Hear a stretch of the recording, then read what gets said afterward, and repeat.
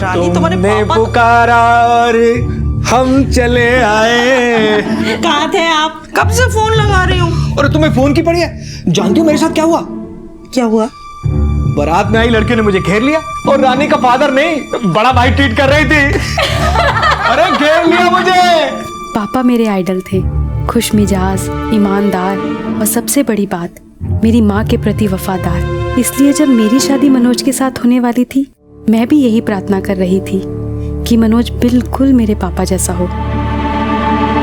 मनोज, तुम्हारे फोन में ये किसका मैसेज है? कौन है ये लड़की?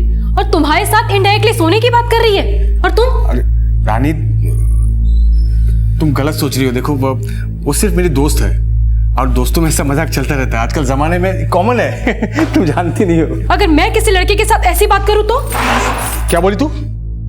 तू मेरी बीवी है, हाथ में लेके बोला कर। कुछ मर्द ऐसे ही होते हैं, उनकी मर्दानगी पे तब चोट पहुंचती है जब उनकी बीवी उन्हें ऐसे आईना दिखाती है। मैं माँ बन के खुश थी, फिर अचानक ख्याल आया कि शायद एक पिता की जिम्मेदारियां मनोज को अच्छा पति बना दे। पर कैसे बनता? उसे अपनी अय्याशियों से फुर्सत ही कहाँ थी। और इसी दौरान मेरे पापा भी गुजर गए। जिंदगी की धूप छांव में शादी के 10 साल निकल गए, लेकिन अब इस रिश्ते में ऐसा पड़ाव आया जिसने इस रिश्ते की दिशा ही बदल दी।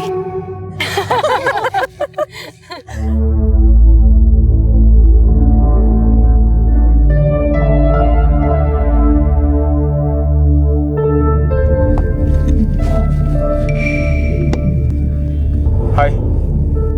हेलो। अजनबी जब अच्छा लगने लगे तो उसे अपना परिचय दे देना चाहिए। हाय, आई एम मनोज। जूही। हाय। आप मैरिड है ना?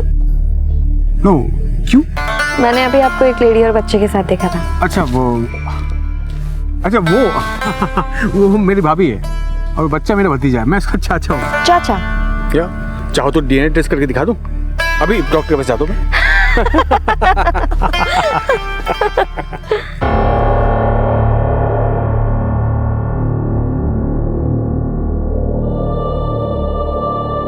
भैया के डेथ के बाद भाभी और यश की जिम्मेदारी मेरे ऊपर ही है। लेकिन मेरी भाभी बहुत ही सेल्फिश है। उन्हें लगता है कि अगर मेरी शादी हुई तो मेरी बेबी उससे सब कुछ हड़प लेगी। इसीलिए उन्हें मेरा किसी भी लड़की से बात करना बिल्कुल पसंद नहीं है। तुम मुझसे शादी कर लो। मैं बिल्कुल स्ट्रेट फॉरवर्ड हूँ। इससे पहले कि तुम्हारी भाभी हम दोनों के बीच में कोई प्रॉब्लम्स क्रिएट करे, मैं तुम्हें प्रपोज करने में कोई रिस्क नहीं लेना चाहती। So will you marry me? वैसे भी 4 दिन बाद मैं अपने घर वापस जा रही हूँ मुंबई, और ये 4 दिन हम दोनों एक दूसरे के साथ पूरी तरीके से गुजारेंगे, और इसी बहाने मेरा जयपुर घूमना भी हो जाएगा।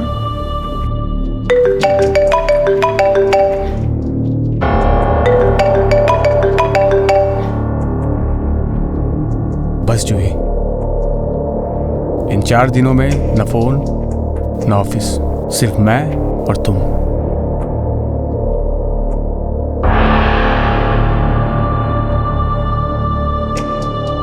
रानी उन खुशहाल बेटियों में से एक थी जो अपने प्यारे पापा की छवि अपने पति में देखने की ख्वाहिश रखती थी।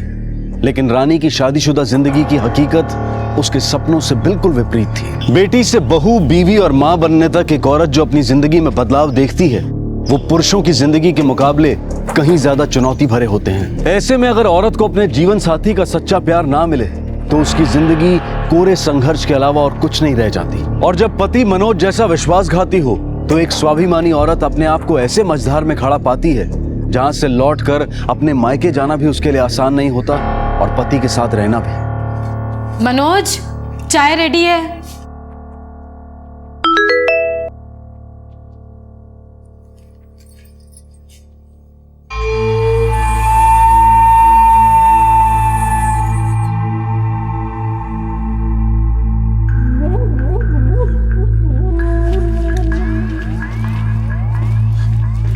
Good morning.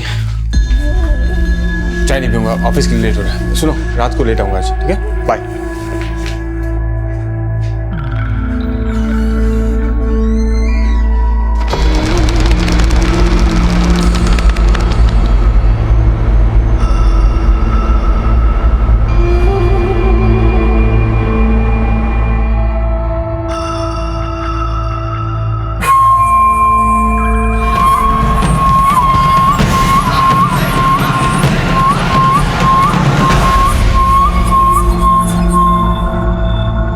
मनोज, क्या चल रहा है ये सब? तेरी हिम्मत कैसे हुई मेरे पति के साथ? और तुम एक बच्चे के बाप होकर इस बाजारू लड़की के साथ? वो मेरी भाभी है और बच्चा मेरा भतीजा है, मैं उसका चाचा हूँ। रानी तमाशा मत करो, ये हमारा घर नहीं है, चलो चलो। तमाशा तो तुमने बना दिया मेरी जिंदगी का। और तू अगर मेरे पति के आसपास नजर भी आई ना तो जेल में भिजवा दूंगी। सोच नहीं पाएगी क्या करूंगी तेरे साथ। रानी, हटो तुम। रानी, जी मेरी बात सुनो। जी सुनो मेरी बात। जी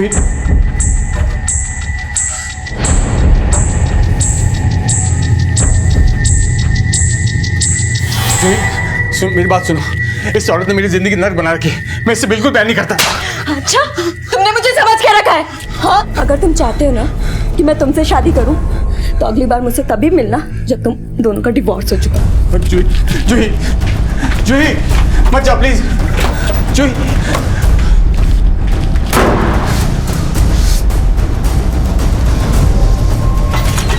रानी, जूही पे हाथ उठाएगी तू?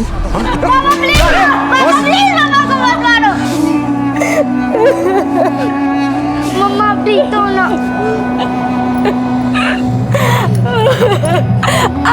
आप प्लीज दो ना मम्मा। हाँ बेटा। मुझे पीट के उसने उन थप्पड़ों का बदला लिया जो मैंने अपनी सौत पे बरसाए। मनोज ने बता दिया कि उसकी नजर में मेरी औकात क्या थी।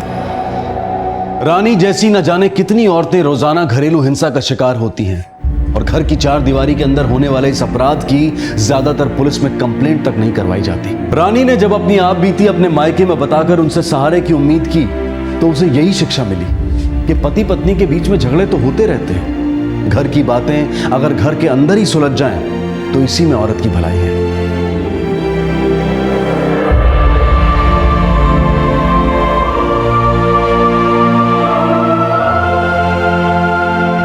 मिल के बताऊंगा ना तुम्हें, और मिलो तो सही।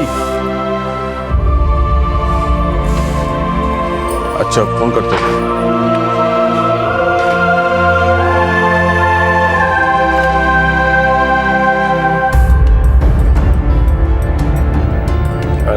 मेरा चैंपियन बेटा, चैंपियन बेटा कैसा है? ठीक हूँ। ठीक है, चल अंदर से। ये एक माँ की हार थी, बीवी की भी हार थी, लेकिन उससे भी बढ़ के एक औरत की हार थी। ट्रस्ट में जूही, मैं खुद इस औरत से पीछा छुड़ाना चाहता हूँ, लेकिन तुम जानती नहीं ये कितनी खतरनाक और चालाक औरत है। मुझे छोड़ने को तैयार ही नहीं।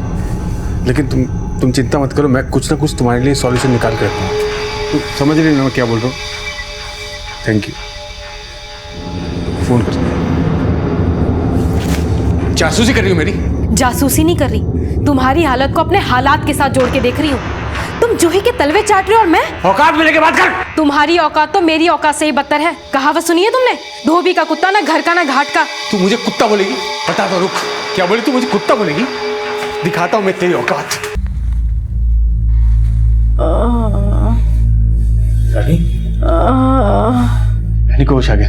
मामा मैंने कहा था ना रानी को होश आ जाएगा, आज आ गया होश। देखो मामा, तुम बिल्कुल चिंता मत करो। हाँ, तुम जल्दी से रिकवर हो जाओगी। जब तक तू ठीक नहीं हो जाती मैं और कंचन तेरे साथ ही रहेंगे। हाँ भाभी, आखिर अपने ही तो अपनों के काम आते हैं ना। अरे ना भाभी एक्सीडेंट की वजह से आपकी कमर पैरालाइज्ड हो गई है। लेकिन आप चिंता मत कीजिए, हम लोग हैं ना आपकी देखभाल करने के लिए। चले जाओ यहाँ से, मुझे किसी तरह के साथ जान नहीं चाहिए। जाओ तुम लोग, जाओ।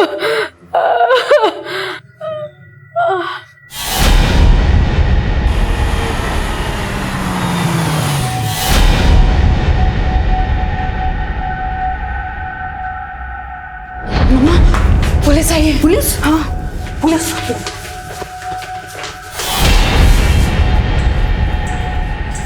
रानी,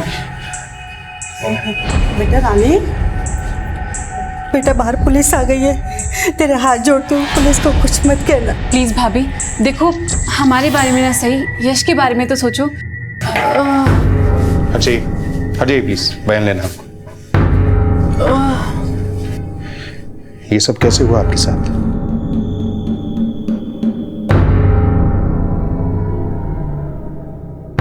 बताइए, कौन है आपकी इस हालत का जिम्मेदार? कोई जिम्मेदार नहीं है, मैं खुद जिम्मेदार हूँ। जी? मेरी लापरवाही के कारण हुआ। अंधेरा था, मुझे कुछ दिखा नहीं और सीढ़ियों से मेरा पैर फिसल गया। सिर्फ एक एक्सीडेंट है, कोई जिम्मेदार नहीं है। पुलिस को अपने पति के जुल्मों का सच बताने की हिम्मत जुटाकर भी रानी ये सोचकर पीछे हट गई कि जब उसका शरीर साथ था तब उसे अपने मायके से सहारा नहीं मिला, तो अगर इस हाल में वो अकेली पड़ गई तो कैसे एक अपाहिज मां अपने बेटे का पालन पोषण करेगी। रानी अपने हालात से समझौता करने पर मजबूर थी, लेकिन उसकी मजबूरी का फायदा उठाकर अब उसका पति नीचता की सारी हदें पार करने वाला था। रानी, घर आके कैसा लग रहा है तुम्हें? हाँ, अच्छा ही लग रहा होगा, बहुत दिनों बाद घर आई तुम। यस बहुत मिस कर रहा था तुम्हें। चिंता मत करो भाभी, अब आप बहुत जल्दी ठीक हो जाओगी। मम्मी दर्द तो नहीं हो रहा है ना? नहीं बेटा।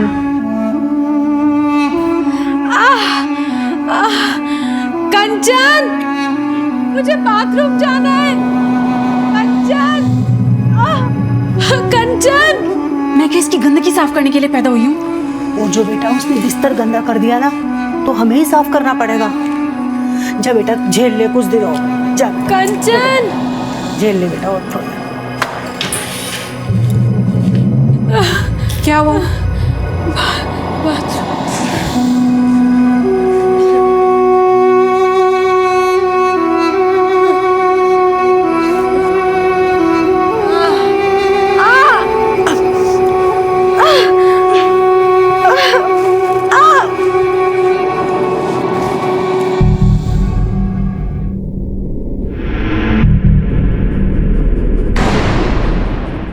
यश, आप ना सिर्फ अपनी स्टडी में ध्यान दो और किसी बात में ध्यान मत दो, ठीक है? आप फिक्र मत करो मम्मी, मैं पूरा ध्यान दूंगा।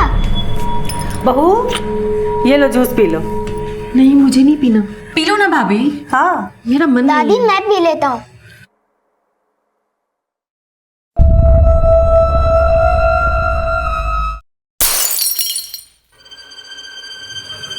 वो बेटा, आप बाहर जाओ। ठीक है मम्मा। वो बहू, उसमें क्या बर्फ थी, तो वो तबीयत खराब हो सकती थी बच्चे की। अगर आप लोगों की नफरत की वजह से मेरे बेटे को कुछ हुआ ना, तो आप में से किसी को नहीं छोड़ूंगी। कैसी बातें कर रही हो भाभी? माँ भला आपसे नफरत क्यों करेंगी? कंचन, मेरे साथ झूठा दिखावा मत करो। अगर आप लोग मुझे मारना चाहते हो ना, तो ला दो जहर, खुशी खुशी पी लूंगी, लेकिन ये दिखावा मत करो। पहले पति नहीं चाहता था कि मैं जिंदा रहूं, अब सास और ननद भी नहीं चाहते, लेकिन फिर भी मैं अब तक जिंदा थी। शायद इसमें भी मनोज की ही कोई चाल थी। इस रानी ने मेरी जिंदगी बर्बाद कर दी है। जब मैंने उसे डाइवोर्स मांगा तो वो अपना सर दीवारों में मारने लगी। मैंने उसे रोकने की कोशिश भी की और सीढ़ियों से गिर गई और पैरालाइज्ड हो गई। अब वो मुझे धमकी दे रही है कि अगर मैंने उसे डाइवोर्स मांगा तो मुझे जेल भिजवा देगी। क्या औरत अपने आप को बहुत स्मार्ट समझती है ना, तो तुम भी वैसा ही क्यों नहीं करते जैसा वो कर रही है? मतलब क्या? मुझसे शादी करके मुझे अपने घर ले चलो। भाई, तुम मेरी खुशी के लिए इतना कुछ सोच रही हो अमन, ये सब थैंक्स जूही। अब देखो, दुनिया चाहे कुछ भी सोचे, मैं तुमसे शादी जरूर करूँगा।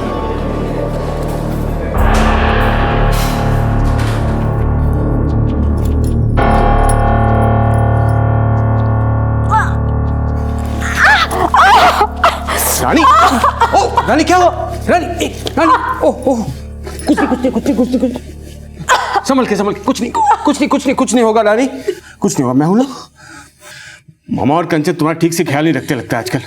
देखो, मुझे लगता है कि तुम्हारी और यश की देखभाल के लिए अब उन पे डिपेंड नहीं रह सकते हम। मैं ये सोच रहा हूँ कि क्यों ना मैं जूही से शादी कर लूं। तुम्हारा जो भी जवाब हो वो सोच के बता दो मुझे। जिसे बिकाऊ बोल के मैंने गाली दी थी, अब वही मेरी सौत बन के मुझे बिकाऊ कहेगी। मैं हाँ करती या ना करती, होना तो यही था। आज पहली बार दिल से आह निकली कि ऐसी जिंदगी से तो मौत ही अच्छी थी।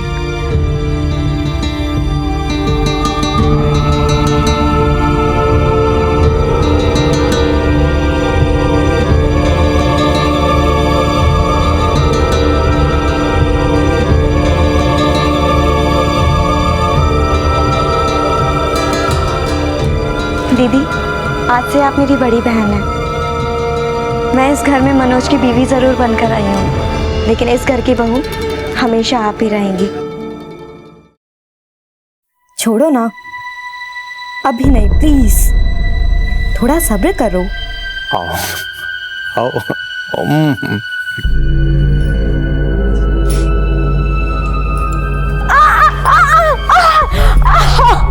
दीदी, दीदी,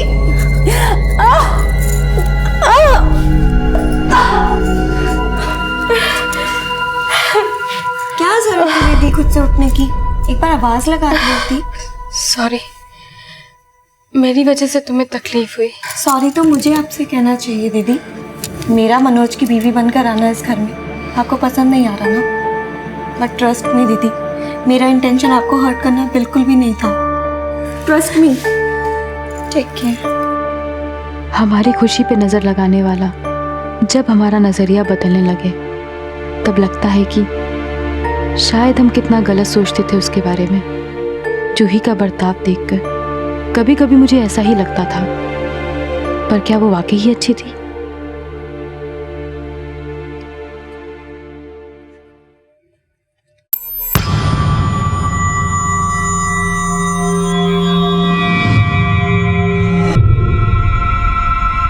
दीदी, दीदी, ओहो, और कितना पढ़ोगी? नीचे चल के आराम करते हैं, चले?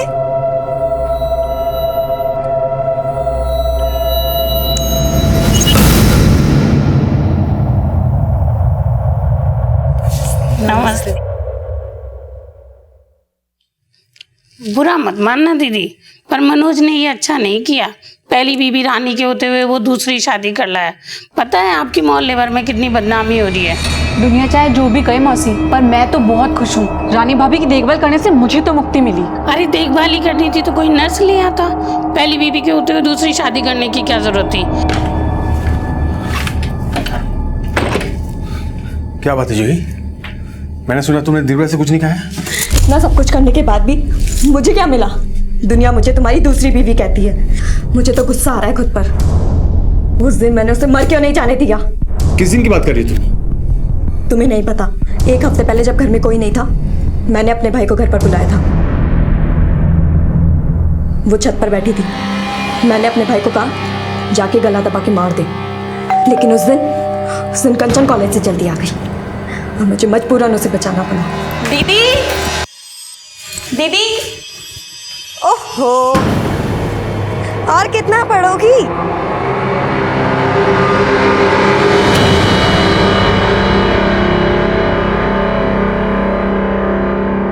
फिलहाल ऐसा करते हैं जूही, रानी के लिए केयरटेकर हायर करके मैं तुम और यश कहीं और चले जाते हैं। ऐसा करने से भी मेरे ऊपर से कौन सा दूसरी बीवी कहलाने का धब्बा हट जाएगा।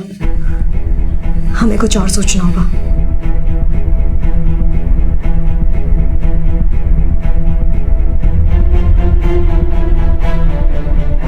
दीदी आपकी चाय।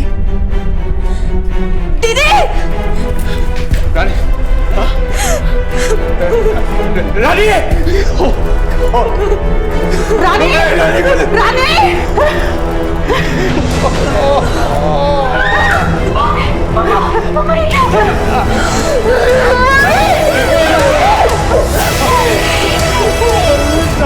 रानी अपनी जिंदगी एक जिंदा लाश बनकर ही जी रही थी।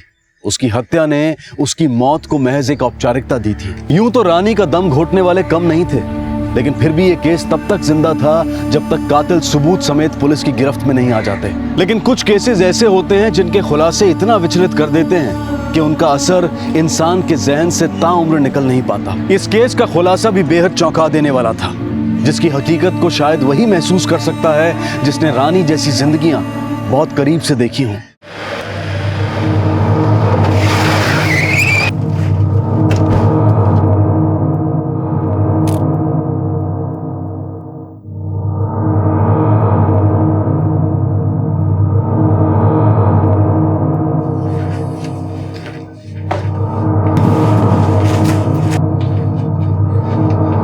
सर, लूटपाट भी हुई है।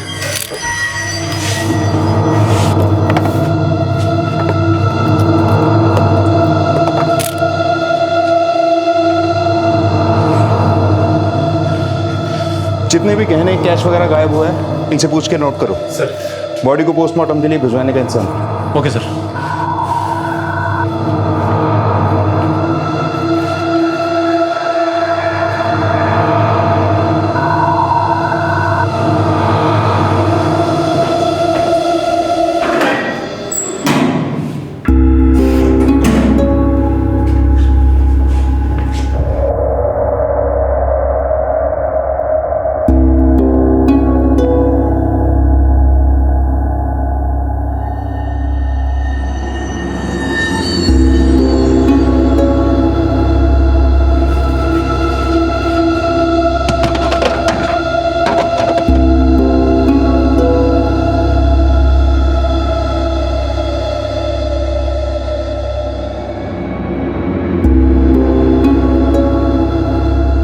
मीना।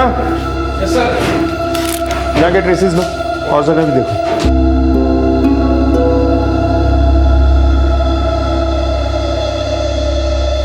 ये छत का दरवाजा आपने अभी खोला या हमेशा खुला रहता है? नहीं सर, छत का दरवाजा हम खुला छोड़ के ही सोते, वेंटिलेशन के लिए। सर, ये देखिए, ये बोतल इस फ्रिज के अंदर रखी हुई थी। इस बोतल पर ब्लड के ट्रेसेस मिले हैं। और सर, ये देखिए, ये चाकू इस डाइनिंग टेबल पे इस स्टैंड के अंदर रखा हुआ था। इस पर ब्लड के ट्रेसेस हैं। ब्लड के सैंपल्स लो और जितनी भी चीज़ों पे ब्लड मिला है इन्हें फॉरेंसिक लैब में भेज दो। सर। और घर के सारे मेंबर्स के फिंगरप्रिंट्स लो और इनके पड़ोसियों से भी पूछताछ करो। Okay sir.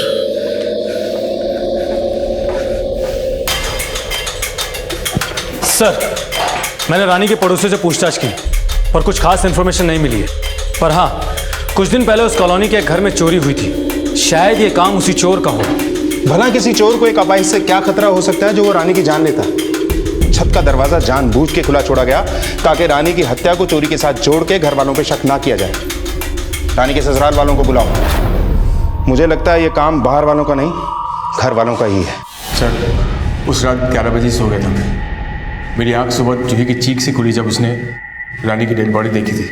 रानी का कमरा ठीक तुम्हारे बराबर वाला है। रानी के साथ इतना बड़ा हादसा हो गया, तुम्हें उसकी चीख सुनाई नहीं थी? नहीं सर, एक्चुअली मैं बहुत गहरी नींद में था। रात को थोड़ी सी पी रखी थी सर मैंने।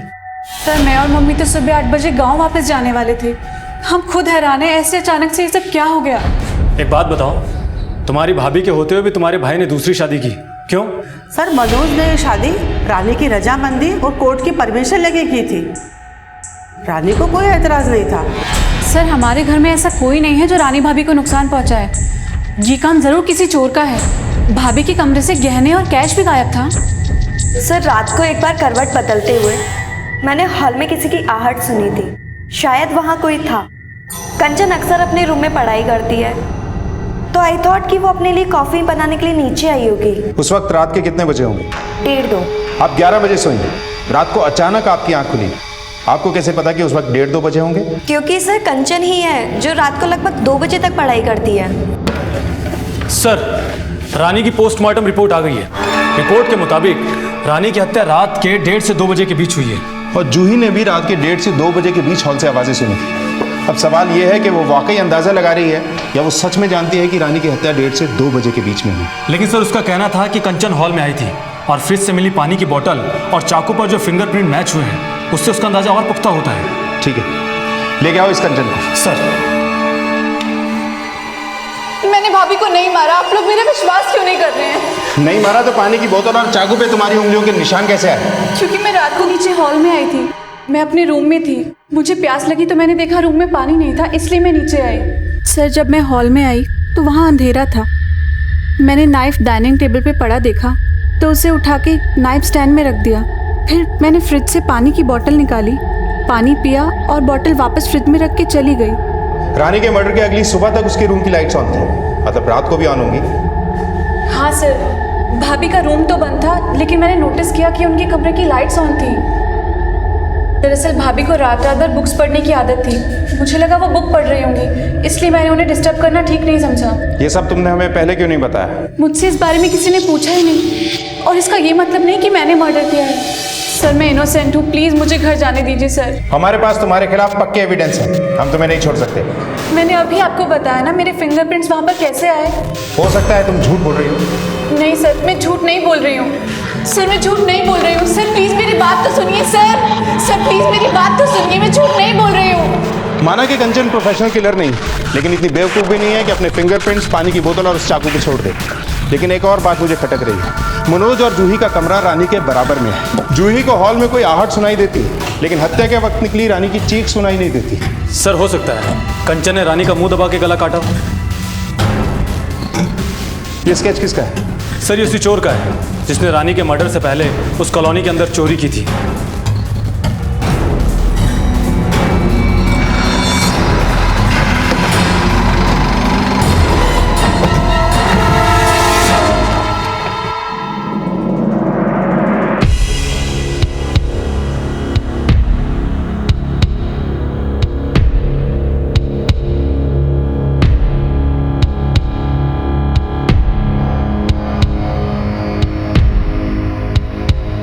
सर मैंने हॉल में सिर्फ किसी के आने की आहट सुनी थी।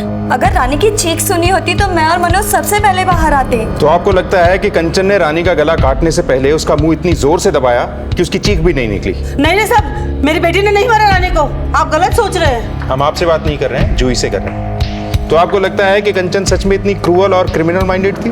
आई डोंट नो सर, लेकिन रानी ने मुझे बताया था कि कंचन ने उसे गला दबाकर मारने की कोशिश की थी। जूही तुम्हें पता है घर में तुम्हें सब पसंद करते हैं, और अब तो मैं भी पसंद करने लगी हूँ। इसलिए तुम्हें एक बात बताना चाहती हूँ। कंचन ने एक बार तकिए से मुझे मारने की कोशिश की। सर कंचन के इस बिहेवियर से रानी बहुत परेशान थी। साहब ये झूठ है, मेरी बेटी ने कभी ऐसा नहीं किया। मनोज बोल दो, मनोज बोलता क्यों नहीं? तो आप अपनी बेटी को बचाने की कोशिश मत कीजिए। चाकू पर कंचन की उंगलियों के निशान थे। माना सबूत कंचन के खिलाफ है, लेकिन मनोज और जूही भी कम स्मार्ट नहीं है। रानी के साथ पहले भी एक जानलेवा हादसा हो चुका है, लेकिन रानी ने उसे एक्सीडेंट बताया। हो सकता है ये एक्सीडेंट ना हो, कुछ और हो, और रानी ने किसी के दबाव में आके झूठ बोला। एक काम करो। हाँ सर। रानी के फाइनेंशियल रिकॉर्ड चेक करो, जरा पता तो चले कि रानी की मौत से घर के किस सदस्य को क्या फायदा होने वाला था। Okay sir.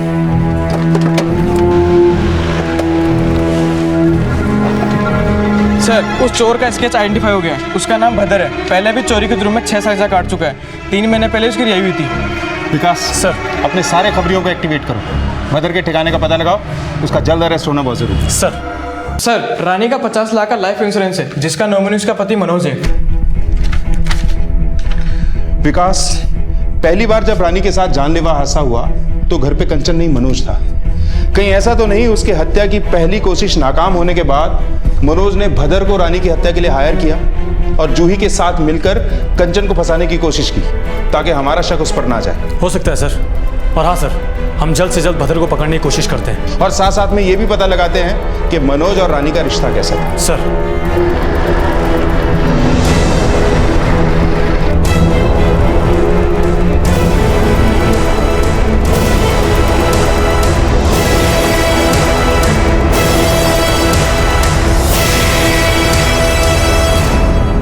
यश की मम्मी रानी बहुत परेशान रहती थी उसके पापा से, बहुत मारता पीटता था, बहुत दुखी रखता था उसको। प्रिंसिपल साहब, आप तो जानते हैं कि यश की मम्मी का कत्ल हो चुका है, लेकिन कुछ दिन पहले वो सीढ़ियों से गिर गई थी, जो हमें लगता है कोई हादसा नहीं था, बल्कि किसी ने जानबूझकर उन्हें गिराया था।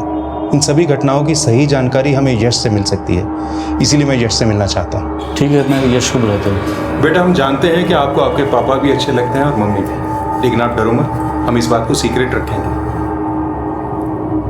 मम्मी ने मुझे बोला था कि वो बात मैं किसी को ना बताऊं। बेटा हमारे साथ आपकी मम्मी की मम्मी भी है। आपका प्रॉमिस टूटेगा नहीं। उस रात जब मम्मी मुझे रूम में छोड़कर जैसे ही बाहर निकली, पापा उन पे चिल्लाने लगे। मैं रूम के बाहर आया और मैंने देखा,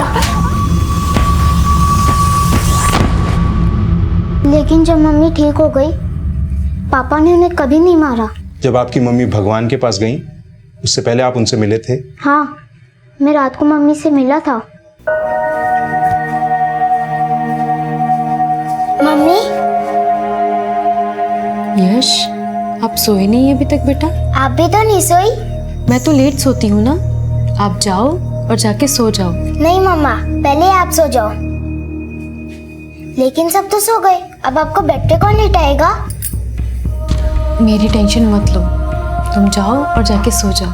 मैं छोटी मम्मी को बुला लाऊं आपकी हेल्प के लिए? नहीं, मुझे जब नींद आएगी तो मैं खुद सो जाऊंगी। अब आप जाओ और जाके सो जाओ। ठीक है, गुड नाइट मम्मा। गुड नाइट बेटा।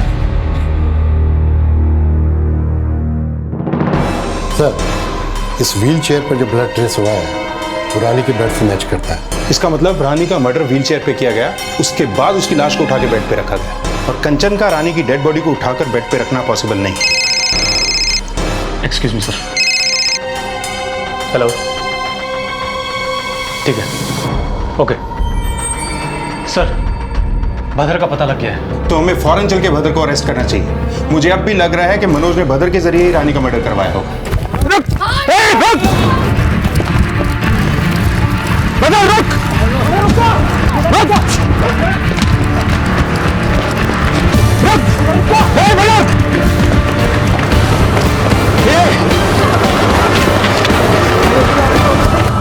गौर से देख, गौर से देख इसे और बता, 15 मई की रात तू इसके घर गया था? हाँ साहब, गया था। तूने इसकी जान ली? हाँ साहब, मैंने मारा इसे, लेकिन साहब मैंने इसे अपनी मर्जी से नहीं मारा। तो फिर कौन था जिसने इसकी जान लेने के लिए बोला?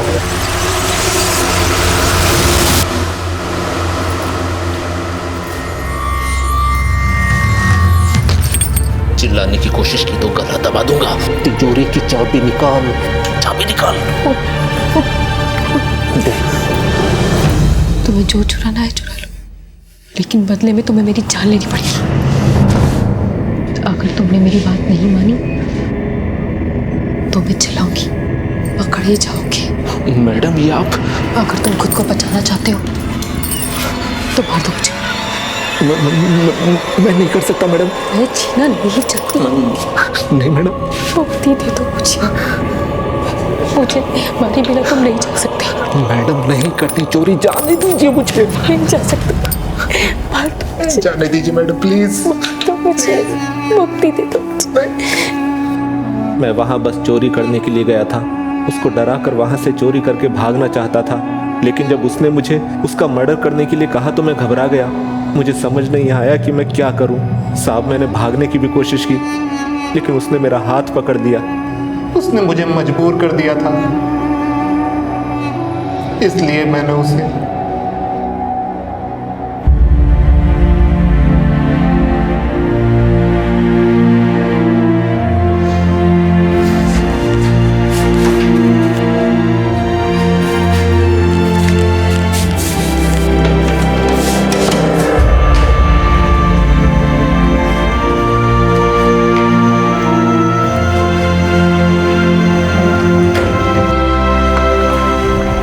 रानी की हत्या भले ही भदर ने की हो, लेकिन उसको इस हाल तक पहुंचाने वाले उसके अपने सगे संबंधी थे।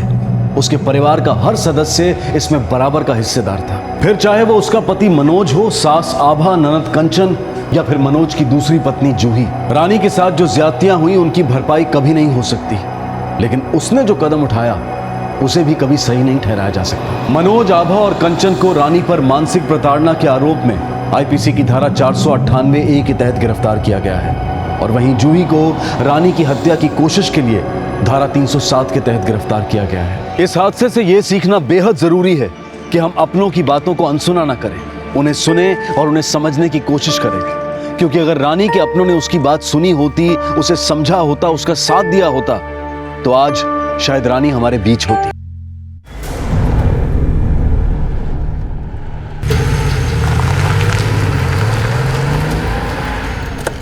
ए लड़का लोग, चलो निकलो यहाँ से। मैडम ये सब फाइल वाल रखो और गाड़ी में बैठो। बाबूजी गुम हुए हमरे, ढूंढना है उनको।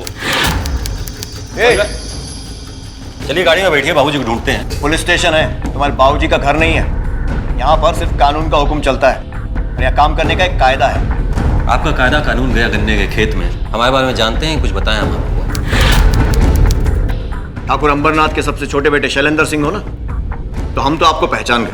अब तुम भी जान लो। बकैती बंद करो और चुपचाप यहाँ बैठकर अपनी रिपोर्ट लिखाओ।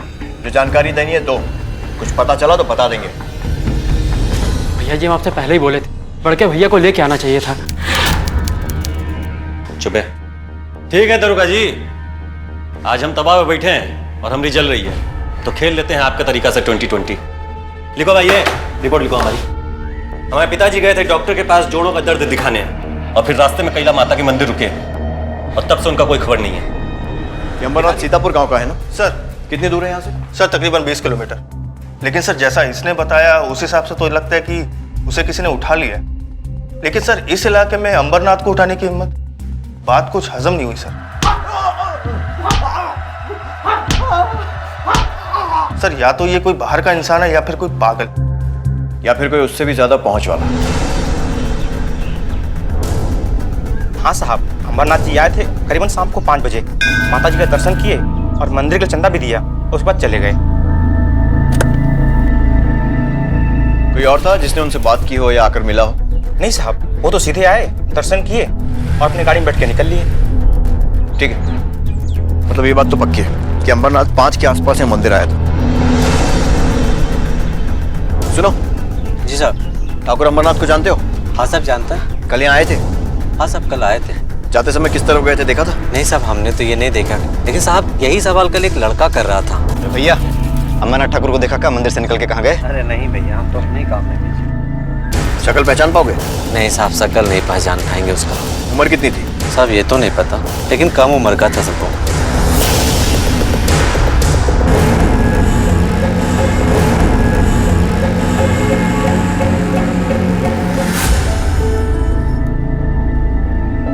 मालिश कर रहे हैं या मतलब निकाल रहे हैं? अब भला तुम्हारी इस हालत में क्या मतलब निकालेंगे हम? अरे तुम हंसती हो तो अच्छी लगती हो। तुम बताओ, तुम्हें मजा आ रहा है कि नहीं आ रहा है? छोड़िए आप, छोड़िए। आप हमारे पति हैं, इस तरह से पैर छुएंगे तो पाप पड़ेगा हमें। वाह, जब तक खाना नहीं खाएगा तब तक बड़ा कैसे होगा, है ना? बोलो बोलो, तुम बोलो। देखो ये सब कितनी बड़ी बड़ी हो गए, है ना? और जब बबुआ खाना खाएगा तो इतना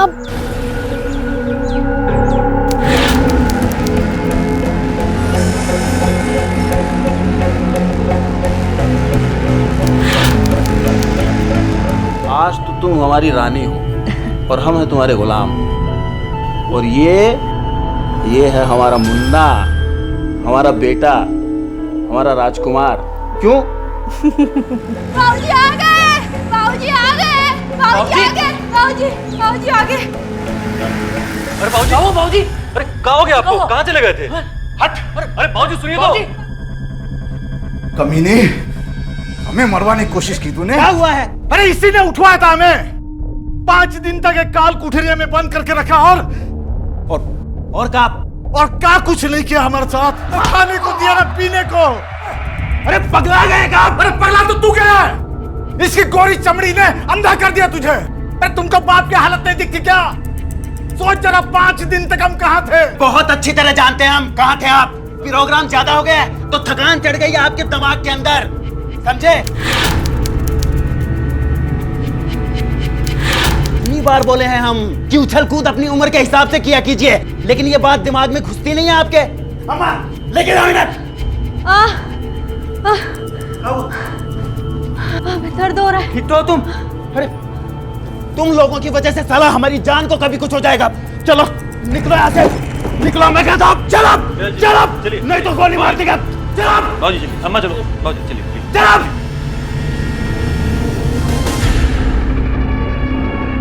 बाबूजी, हल्दी का दूध पीजिए, जख्म जल्दी भर जाएगा। साला कुत्ता, तो बोला था ना जलना नहीं चाहिए। चल उठा तेरा सामान, भाग यहाँ से। अब बाबूजी दवा लगेगा तो जलेगा ना। बे, हंसी की बात लग रही तुमको? एक काम तो तुमसे होता नहीं, निकम्मा कहीं का। और तू समझा दे अपने बड़े बेटे को, उस औरत के चक्कर में घन चक्कर हुआ जा रहा है, जैसे हाड़ मास का नहीं, सोने का बच्चा जन्ने जा रही चुड़ैल।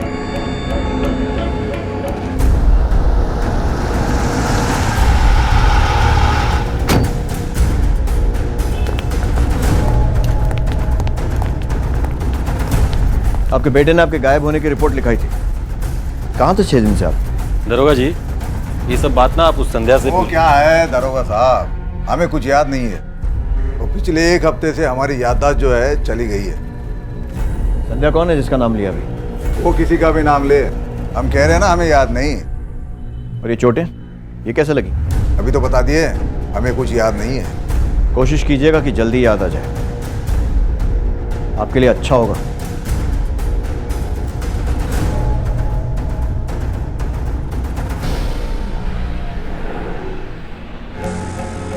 अबे दिमाग सटिया गया का? वो संध्या का नाम लेने की क्या जरूरत थी? लेकिन बाबूजी हुए तो उसने जो किया सो ठीक किया। ये पुलिस वाला को हम बता देंगे कि संध्या ने हमें मरवाने की कोशिश की, तो ये भी बताना पड़ेगा क्यों मरवाने की कोशिश की। वो बात अगर पुलिस वाला को मालूम पड़ गई तो शिकारी कुत्ता का तरह हमारा पीछे पड़ेगा। खाली हमारा नहीं, हम सबका। सफेद झूठ बोल रहा है।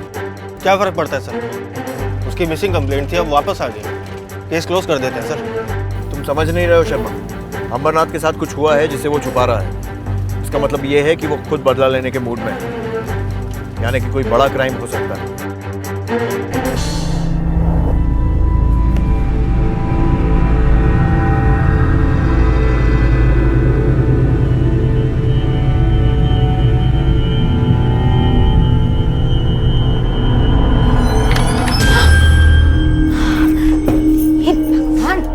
दरवाजा तो बंद किया कर,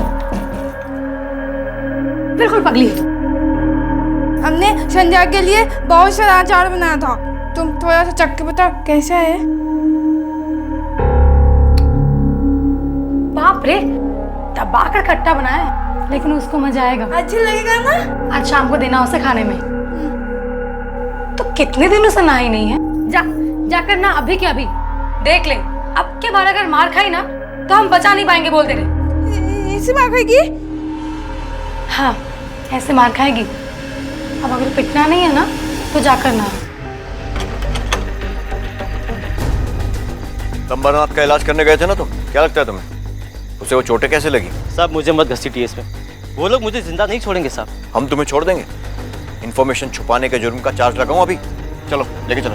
नहीं साहब, उन्होंने खुद से कभी कुछ नहीं बताया, लेकिन हाँ घाव कह रहे थे, कुछ कटने के, कुछ जलने के, कुछ मार पिटाई के। सर ऐसा लगा जैसे कि किसी ने उसको मारने के लिए नहीं, सिर्फ तकलीफ देने के लिए किया हो। ठीक है, ऐसा कौन हो सकता है जिसने अंबरनाथ जैसे भेड़िए पर पंजे मारने की हिम्मत की? आराम से हैं। आज की कहानी उस जगह की है जहां औरतों को आगे बढ़ने या अपने समानता के अधिकार के लिए ही नहीं, बल्कि पैदा होने और जिंदा रहने तक के लिए मर्दों से संघर्ष करना पड़ता है, और वो भी रोज। हे संध्या, देख फूलो तुम्हारे लिए कुछ लाई है। हम जानते हैं, अचार लाई है वो। इधर आ, कितना ख्याल रखती है हमारा। अचार लाई है ना, ला दे तो देखूं कैसा बना है। अरे क्या किया ये? दिखाई नहीं देता तुझे?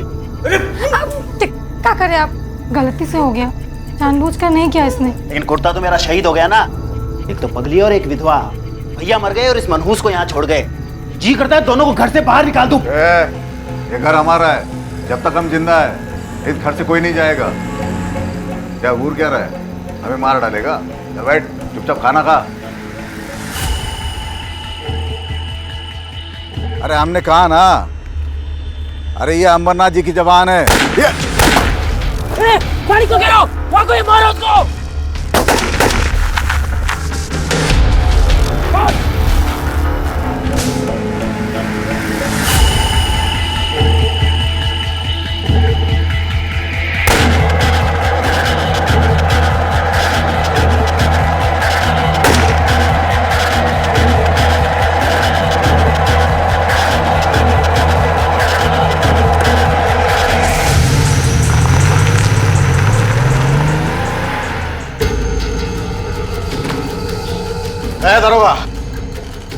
जल्दी से हमें अंदर कर दे, चल। क्या बदतमीजी है ये? तेरे कानून के हिसाब से जो चारों जवारत लगाना है बाद में लगा लेना, पहले हमें अंदर कर देना। लगता है होश में नहीं हो, और अगर मजाक के मूड में हो तो याद दिला दूं कि कानून से मजाक करना बहुत महंगा पड़ सकता है। मजाक कर रहे हैं? मजाक कर। अंदर डालो इसे।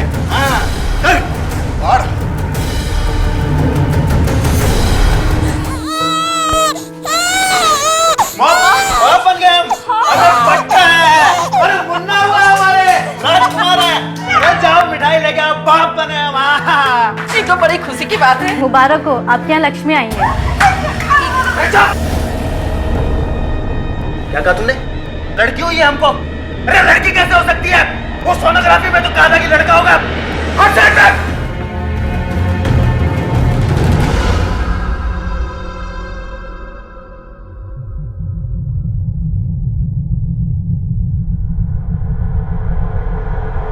कौन है? ये चिड़िया ना चू चू कर रही थी, तो हमने इसका पालना हिला दिया, चुप हो गई। देखो, बोलो, कहाँ जाते? यहाँ रुकेगी मेरे साथ? हमें बहुत डर लग रहा है।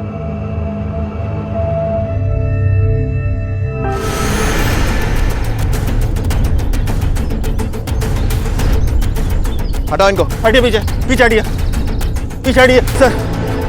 सर इसकी गाड़ी यहाँ पास ही में है, हो सकता है यहाँ पे ये खुद आया हो, शायद किसी से मिलने। एक काम करो, आसपास का पूरा इलाका छानो, देखो क्या मिलता है। सर पर चोट के निशान भी, हो सकता है किसी ने पहले हमला किया हो और उसके बाद लटकाया। बॉडी को पोस्टमार्टम के लिए भेजो, सारा मामला रिपोर्ट आने के बाद ही क्लियर होगा। सर नरेंद्र की पोस्टमार्टम रिपोर्ट आ गई है।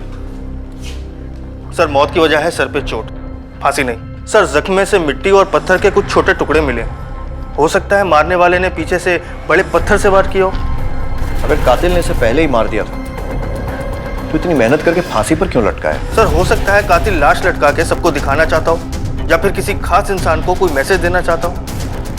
मैसेज? सर, ये अंबरनाथ जी की जमानत के कागज, हम उन्हें लेने आए।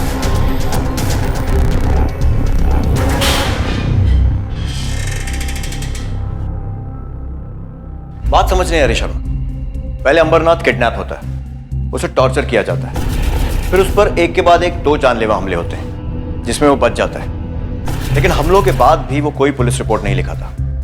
सर दोनों के रिश्ते कुछ खास अच्छे नहीं थे, और ये बात पूरा गांव जानता है। मतलब ये हो सकता है कि अंबरनाथ की किडनैपिंग और उस पर हुए जानलेवा हमलों में उसके अपने बेटे का हाथ हो, और बेटे की मौत में खुद बाप का।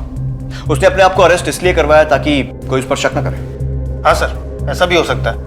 या फिर यह भी हो सकता है कि कोई तीसरा, जिसकी अंबरनाथ और उसके परिवार से दुश्मनी थी, जो अंबरनाथ को मारने में नाकाम रहा लेकिन उसके बेटे को मारने में सफल हो गया।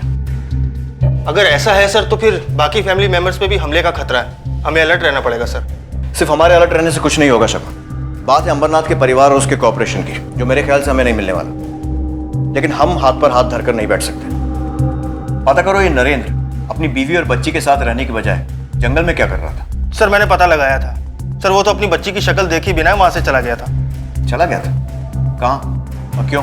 सर सोनोग्राफी सेंटर जाने का कह के गया था, वहां उसे बोला गया था कि संध्या के पेट में लड़का है, लेकिन हो गई लड़की। बस इसी गुस्से में वहां से निकल गया। पोस्टमार्टम रिपोर्ट में उसकी मौत का समय क्या बताया है? सर तकरीबन 7 से 8।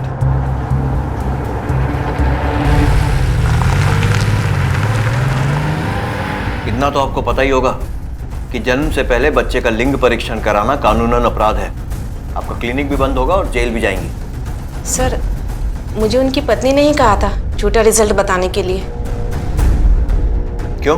सर उन्होंने कहा था कि अगर बच्ची के घर वालों को सही रिपोर्ट के बारे में पता चल गया तो वो बच्ची को जान से मार देंगे। सर मैंने तो बस बच्ची को बचाने के लिए ऐसा किया था सर। संध्या ने कहा कि एक बार बच्ची पैदा हो जाएगी तो उसे बचाने का वो दूसरा रास्ता कोई ना कोई जरूर ढूंढ लेगी।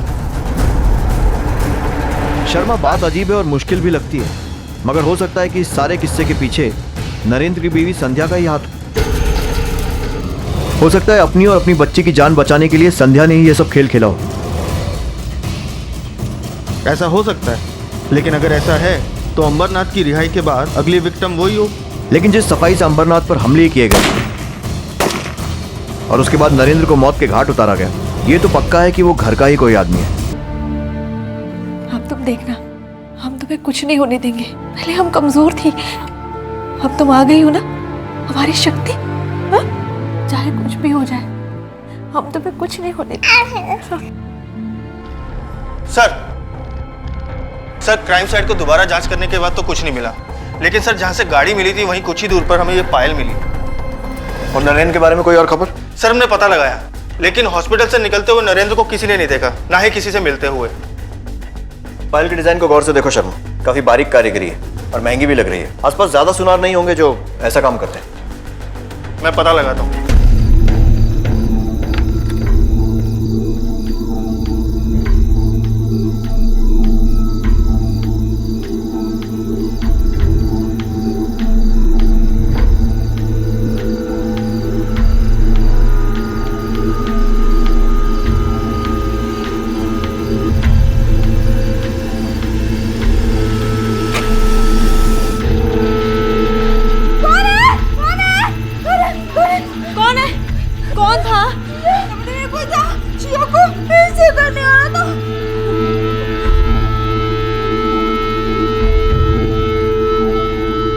सर हमने उस ज्वेलर का पता लगाया। सर उस ज्वेलर ने हमें बताया कि ये पायल उसने संध्या के लिए बनाई थी। संध्या?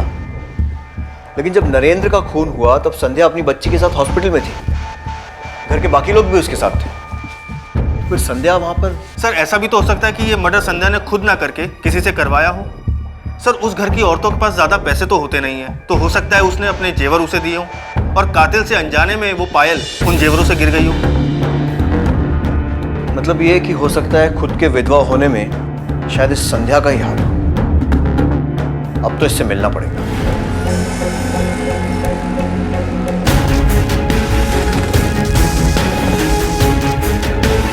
हमें आपकी बहू संध्या से बात करनी है, बुलाइए उसे। लेकिन हमारी घर की बहुएं पराये मर्दों से बात नहीं करती, ये हमारा कानून है। जिस जमीन पर आपका घर खड़ा है ना, वहां सिर्फ एक कानून चलता है और उसकी इजाजत हम लेकर आए, मजिस्ट्रेट के ऑर्डर, संध्या से पूछताछ करने के लिए। सर संध्या अंदर नहीं है। आसपास सब जगह देखो। Okay sir. सर कहीं नहीं मिली।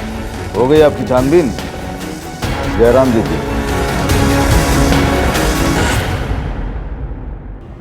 सर मुझे लगता है इन लोगों को भी संध्या के बारे में शक हो गया है और इस वजह से इन लोगों ने उसको गायब करवा दिया। सर घर वालों में से तो कोई मुंह खोलेगा नहीं। बाहर वालों से पूछताछ करो, इनके आदमियों को उठाओ और तब तक तोड़ो जब तक कि वो बता नहीं देते कि संध्या के साथ क्या हुआ। Okay sir. पुलिस को लग रहा था कि हत्यारा जो भी था, इस हत्या के पीछे उसका मकसद था नरेंद्र के परिवार वालों को एक मैसेज, एक संदेश देना। लेकिन वो संदेश क्या था, इसका अंदाजा उन्हें नहीं था। क्या हुआ? अरे क्या हुआ? बताओ। अरे क्या हुआ तुमको? अरे पानी लेके आओ। खून कैसे है? अरे बाबूजी इसका तो कोई जिब्बे काट दिया है। किसने किया ये? पहचान सकते हो? मतलब कोई जान पहचान वाला था? औरत? घर की कोई औरत? रागिनी? संध्या? संध्या ने काटी तुम्हारी जुबान? अकेले या उसके साथ कोई और भी था? फूल?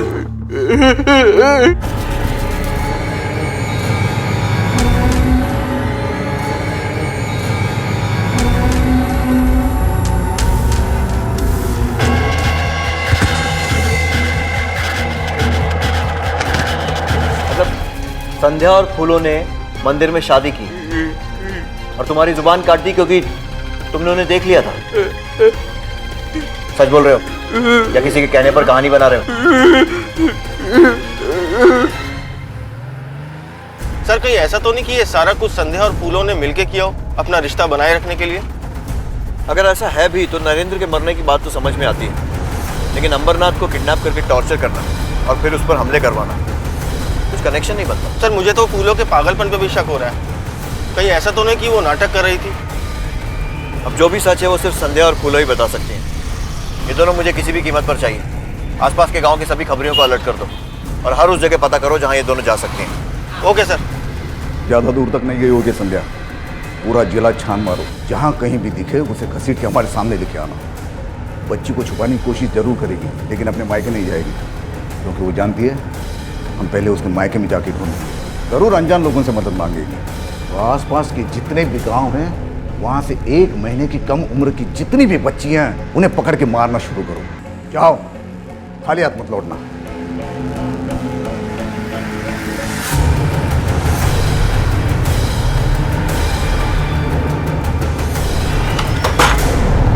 सुना है तोरे लड़की के बच्ची हुआ है? हाँ? हम बड़े मारी से गद्दारी करेंगे। बड़े मारी बिटिया से बढ़ के हमारे लिए। हमारा विश्वास करो, यहाँ कोई बच्चा उच्चा नहीं है। ठीक है, चल।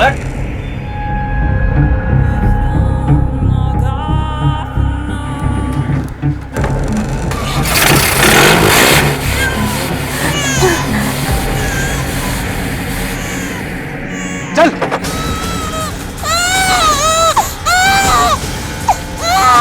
कोई नहीं है वहाँ, कोई बच्चा नहीं। अरे वहाँ कोई नहीं है। कोई नहीं, हम बच्चा नहीं देंगे। मेरा बच्चा नहीं देंगे। मेरा बच्चा। और बोलोगे झूठ? हाँ, मर गया ना बच्चा। अब पूरे गांव में ढिंडोरा पीटो और यह बोलो कि तुम्हारा बच्चा मर गया।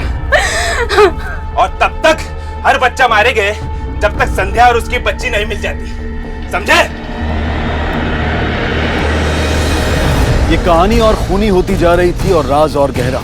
संध्या और उसकी मासूम बेटी गायब थे, लेकिन पुलिस को शक था कि उनकी गुमशुदगी के पीछे उसका अपना परिवार है।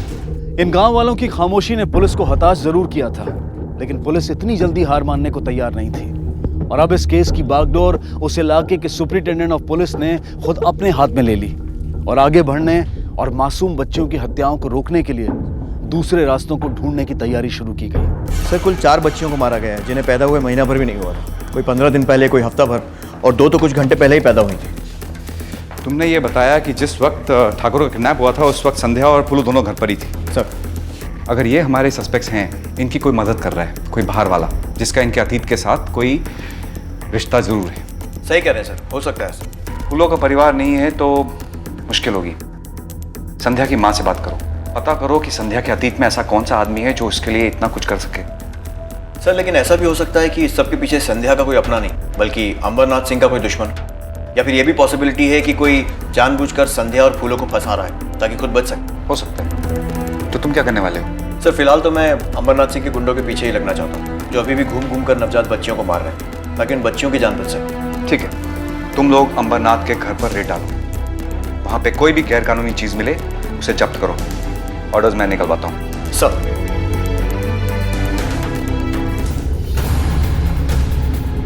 सर, सारे हथियार लाइसेंसी है। हो गई तसल्ली? ये हथियार भी असली है, कागज भी असली है। तसल्ली तो तब होगी जब तुम्हें अंदर करूँगा, क्योंकि अब से तुम पर, तुम्हारे हर आदमी पर, तुम्हारी हर हरकत पर नजर रहेगी हमारी। एक गलत दांव तुम गए काम से। चलो।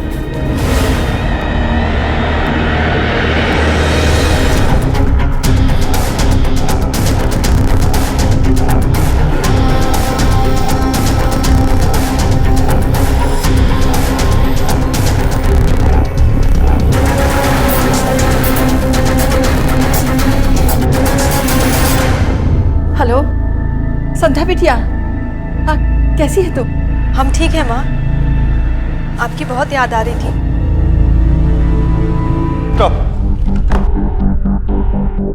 सर, सर, संध्या ने अभी अभी अपनी माँ से बात की, इस नंबर से, किसी पीसीओ का है। फौरन टीम भेजो। सर। सर। रघु। सर। मैं फूलों के बारे में सोच रहा था। संध्या के पास तो अजय है, वो इस घर की बहू है, नरेंद्र की बीवी थी। अगर उसे छुटकारा पाना चाहती होगी तो मर्डर करा दिया होगा।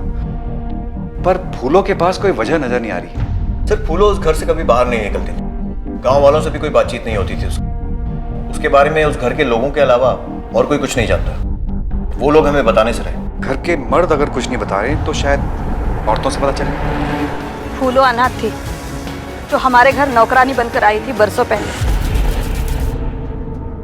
जब तक वो बच्ची थी तब तक तो सब ठीक था, फिर जैसे ही वो जवान होती चली गई, मेरे पति और मेरे बेटे नरेंद्र की नजर उसकी जवानी टटोलने लगी और फिर एक दिन उन्होंने उसकी इज्जत पे हाथ डाल दिया।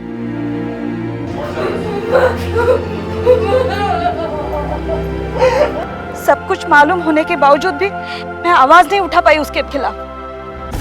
और फिर एक दिन का ये किस्सा रोज रोज का नियम बन गया। दिन में 2-2 बार, कभी कभी 10 बार। इसी के चलते वो वैसी बन गई जैसे आज है। फिर एक अजीबी तरीके से फूलो हमारे परिवार का हिस्सा बन गई। उसने आज तक जो सहा है ना सर, कोई और होता तो पगला जाता, ये भी पगला गई। क्या कर रही हो? ये वो राज है जो सब जानते हैं, पर जुबान पे लाने की हिम्मत किसी में नहीं। ये पायल पहचानती हैं? ये पायल तो संध्या की है, लेकिन ये पायल संध्या के पास नहीं थी। उसने ये पायल फूलों को दी थी। इस लड़की को पहचानते हो? हाँ साहब, पहचानते हैं इसको। हमारे यहाँ फ़ोन करने आती है कभी कभी। कहाँ रहती है मालूम है? ये तो नहीं मालूम साहब, लेकिन इसी मोहल्ले में कहीं रहती है। एक काम करो, पूरा एरिया छान मारो। Yes sir. एक एक घर चेक करो, पता लगाओ वो लड़की कहाँ रहती है। Okay sir. ठीक है? ओके। ये सुनो, इस लड़की को देखा है? नहीं सर। ठीक है।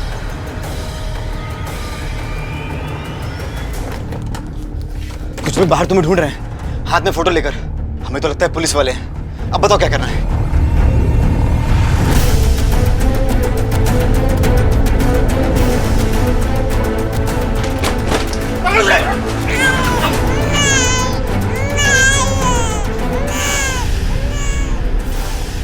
पहले भी 2 बार हम माँ बन चुके हैं, पर हमारा बच्चा गिरवा दिया था क्योंकि वो लड़कियां थी। तीसरी बार हम ये सब नहीं झेलना चाहते थे। हमें बच्चे को जन्म देना था, इसलिए अपना मुंह बोला भाई की मदद से हम अपना ससुर अमरनाथ को उठवाए। क्या दुश्मनी है हमारे साथ? संध्या, उसी के कहने पर विशेष पूजा हो रही है तुम्हारी। भूलना मत, उसके सामने नजर झुका के रखना। साहब, हमने 6 दिन अमरनाथ को मारा पीटा ताकि उसे सबक मिले और उसके दिल में डर बैठ जाए, बस। ताकि उसको ये ना लगे कि वो अकेला ही इस जंगल का शेर है। हम तो उसकी आंख में निकलवाना चाहते थे। एक टांग भी काटने को बोला था दीदी ने, तब वो जरूर डर जाता। और अगर वो हमसे डर जाता तो बाकी सारे लोग भी हमसे डर जाते और सब सीधा हो जाते। पर वो पहले ही वहां से भाग गया। इसलिए तुमने उस पर कई बार गोलियां भी चलवाई। हमने कोई गोली नहीं चलाई सर, हमारे पास तो बंदूक भी नहीं है। हमारी तो खुद की जान पे आई हुई थी। हम तो अपनी जान बचाकर भाग रहे थे, इसलिए हम अपनी बच्ची को लेकर उसी रात वहां से भाग गए। हाँ, ख्याल रखना। वहां से भागने के बाद हम अपना मुंह बुला भाई के घर में छुप कर रहने लगे। हमें अपनी बच्चे की जान बचानी थी साहब। और तुम्हारी और फूलों की शादी, उसकी क्या कहानी है? क्या फूलों और हमारी शादी? ऐसा भी कभी होता है क्या? फूलों ने तो हमें सिर्फ वहां से भागने में मदद की थी साहब, उसके बाद हमें उसे आज तक नहीं देखा। लेकिन तुम फूलों के करीब जरूर थी। क्या लगता है तुम्हें, क्या अंबरनाथ पर गोली चलाने में फूलों शामिल है? साहब, वो खुद को ही नहीं संभाल पाती थी, दूसरों को क्या गोली मारेगी साहब? जिस जगह नरेंद्र की लाश मिली है वहां से हमें वो पायल मिली जो तुमने उसे दी थी। हो सकता है पहले कहीं गिर गई होगी। फूलों की तो आदत ही थी यहाँ वहां भटकने की साहब। अगर उसने कुछ नहीं किया है तो गायब क्यों है वो? कहाँ है? हमें कुछ नहीं पता इसके बारे में साहब। साहब, कहीं उन लोगों ने उसके साथ? वो तो हम पता लगा ही लेंगे, लेकिन जब तक ये मामला सुलझ नहीं जाता है तुम यहीं रहोगी हमारी कस्टडी में, अमरनाथ को किडनैप और टॉर्चर करने के जुर्म में। और ये तुम्हारे लिए भी अच्छा रहेगा, छुपना नहीं पड़ेगा तुम्हें। तो साहब, मेरी बच्ची तुम्हारे साथ ही रहेगी। अगर संध्या सच बोल रही है तो नत्थू झूठ क्यों बोल रहे हैं? और उसकी जीप किसने काटी? कहीं ऐसा तो नहीं है कि ये नत्थू और फूलो आपस में मिले हुए हों? फूलो पागल होने का नाटक कर रही हो, मौके की तलाश में हो। नरेंद्र और अमरनाथ ने उसके साथ जो किया, शायद उसका बदला लेना चाहती हो।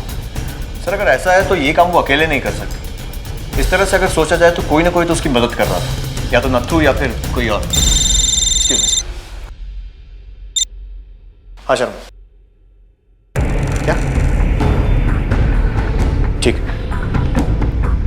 सर, सीतापुर के पास एक सड़ी हुई लाश मिली। ओह माय गॉड, एक और लाश। पता करो किसकी है and keep me updated. Sir.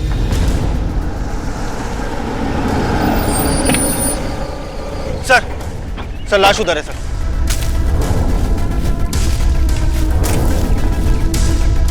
Sir ये देखिए, 2 पाँव में से 1 पाँव में पायल है। ये बिल्कुल वैसी पायल है जैसी नरेंद्र की गाड़ी के पास मिली थी। इसका मतलब ये हो सकता है कि ये फूलों की लाश हो। कातिल ने जानबूझकर ये सुनसान जगह चुनी होगी ताकि किसी का ध्यान न जाए और हम कभी इस लाश तक पहुंच ना पाए। सर इसका मतलब नथु ने हमें जो कुछ बोला था वो सब कुछ झूठ था। बात करनी पड़ेगी इससे। तुम ये कहना चाह रहे हो कि जो तुम कह रहे हो वो सच है? मतलब संध्या झूठ बोल रही है। फूलों को उसी ने मारा है, नरेंद्र को भी उसी ने मारा है, और अंबरनाथ पर जो गोलियां चली वो भी संध्या ने चलवाई थी। कौन सच कह रहा है कौन झूठ कह रहा है ये बताना बहुत मुश्किल है, लेकिन एक बात तो तय है कि कातिल इनमें से कोई एक है। लेकिन सर वो कौन है पता कैसे चलेगा? आगे कोई रास्ता भी नजर नहीं आता। हम नत्थू को लेने आए, भेज दो उसे। नत्थू हमारा क्राइम सस्पेक्ट है, उसे नहीं छोड़ा जा सकता। कोई सबूत है आपके पास? अब ऐसे ही किसी को नहीं उठा सकते। असली गुनहगार तो वो संध्या है, लेकिन आप लोग उसके जाल में उसी तरह फंसते जा रहे हो जैसे मेरा बेटा फंसा था। आपके गले में जो छल्ला है ये असली बंदूक की गोली का है? हाँ जी, असली है। हम पे चलाई गई थी, वही मिला हमें। अब किसने चलाया वो पता करेंगे और लौटा देंगे उसे। तो आपने ये छल्ला पुलिस के हवाले क्यों नहीं किया? इससे पता लगाया जा सकता था ना कि ये गोली किसके हाथों चली है। इतना सारा खून खराबा रोका जा सकता था। लाइए इसे मेरे हवाले कीजिए। सर तो शूटर पकड़े गए हैं, पूछताछ किया पर वो कुछ बता नहीं रहे। हो सकता है उनका इस केस से कोई कनेक्शन हो।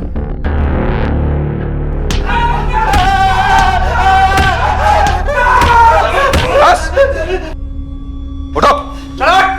सर हमने कुछ नहीं किया सर। चुप, बंदूक के साथ पकड़ गया ना तुम लोग। और ये देखो गोली भी मिल चुकी है। सिर्फ 2 मिनट लगेंगे पता लगाने में कि ये बंदूक किसकी थी। और फिर सोच लो, एक आदमी पर गोली चली है और 2 लोगों का मर्डर हुआ है। किसने किया मर्डर? सर हमें नहीं मालूम सर, हमने सिर्फ गोली चलाई थी अमरनाथ पे सर। किसके कहने पे गोली चलाई थी? किसके कहने पे गोली चलाई? सर शैलेंद्र। इस गोली पे हमने अपने पिताजी का नाम लिखा था साहब, लेकिन जहां तक पहुंचना था कम वक्त पहुंच नहीं पाई। 2 बार कोशिश की लेकिन नाकाम रहे। लेकिन क्यों मारना चाहते थे अपने ही बाप को?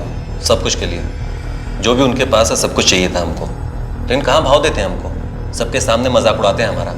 बे हंसी की बात लग रही तुमको? एक काम तो तुमसे होता नहीं, निकम्मा कहीं का। लेकिन अंबरनाथ को मारने में तुम असफल रहे, इसलिए नरेंद्र को मार दिया। कैसे मारा उसे? क्या बात कर रहे हैं साहब, हम काहे मारेंगे उनको? क्या भला हो जाएगा हमारा? पिताजी तो फिर भी जिंदा रहेंगे ना।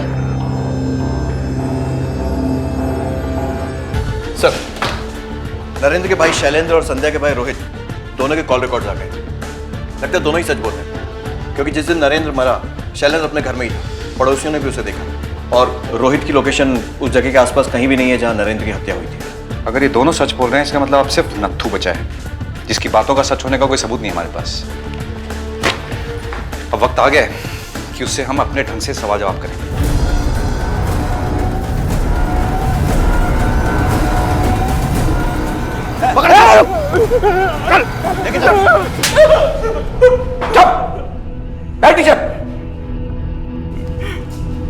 हमें पता चल चुका है कि तुझे लिखना पढ़ना भी आता है। ये इशारे करना बंद कर, चल पेन पेपर ले और सारी कहानी सच्ची सच्ची लिख, वरना में और भी तरीके आते हैं सच गुलवाने के। चल लिख। हम बचपन से चाहते थे फूलों को। 15 सालों से उस घर में उसके साथ जो कुछ हुआ है सब अपनी आंखों से देखा, लेकिन कुछ नहीं कर पाए। डर भी लगता था अंबर से। उसने और उसके बेटों ने तनातनी होने लगी तो लगा कि इसका फायदा उठाया जा सकता है। फिर जिस दिन फूलों ने संध्या की भागने में मदद की, हम भी उसके पीछे पीछे गए। काहे घबरा रही है? हम ही तो हैं। फूलो, तुमको एक बात बताएं, किसी से कहोगी तो नहीं? वो नरेंद्र है ना, को हमने मारा है। किसके लिए? तुम्हारे लिए। संध्या और फूलों की शादी का झूठा किस्सा सोचा। फूलों तो मर ही चुकी थी और संध्या भी भाग गई थी। कोई नहीं था जो सच बताता और लगा कि अगर संध्या पकड़ी भी गई तो सब हमारा भरोसा करेंगे। कोई नहीं मानेगा कि हमने खुद अपनी जीभ काटी है और हम बच जाएंगे। लेकिन ऐसा हुआ नहीं। और जानते हो ऐसा क्यों नहीं हुआ? क्योंकि कोई भी किस्सा किसी अपराधी के खत्म होने के बाद ही खत्म होता है। और चाहे वो कोई भी किस्सा कितना भी लंबा क्यों ना खिंच जाए, खत्म होता जरूर है।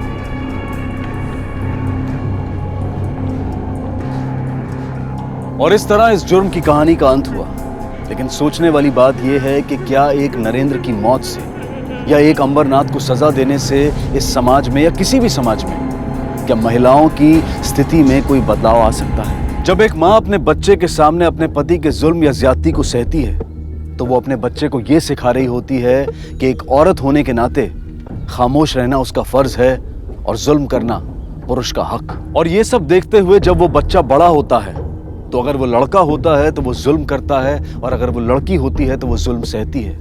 और ये किस्सा, ये सिलसिला यूं ही चलता रहता है। एक मर्द को कभी उसके हक के बारे में बताने की जरूरत नहीं होती और ना ही एक औरत को उसके फर्ज के बारे में। इसलिए अब अपने बेटे को उसके फर्ज को निभाना सिखाएं और अपनी बेटी को अपने हक की रक्षा करना।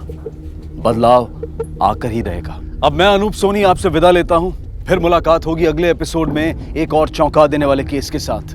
तब तक अपना और अपने परिवार का ख्याल रखें और देखते रहें क्राइम पेट्रोल डायल 100। सबक एक को सीख हम सबको। जय हिंद। क्राइम पेट्रोल्स के और भी दिलचस्प कहानी देखने के लिए हमारे चैनल को सब्सक्राइब करें और बेल आइकॉन दबाना न भूलें।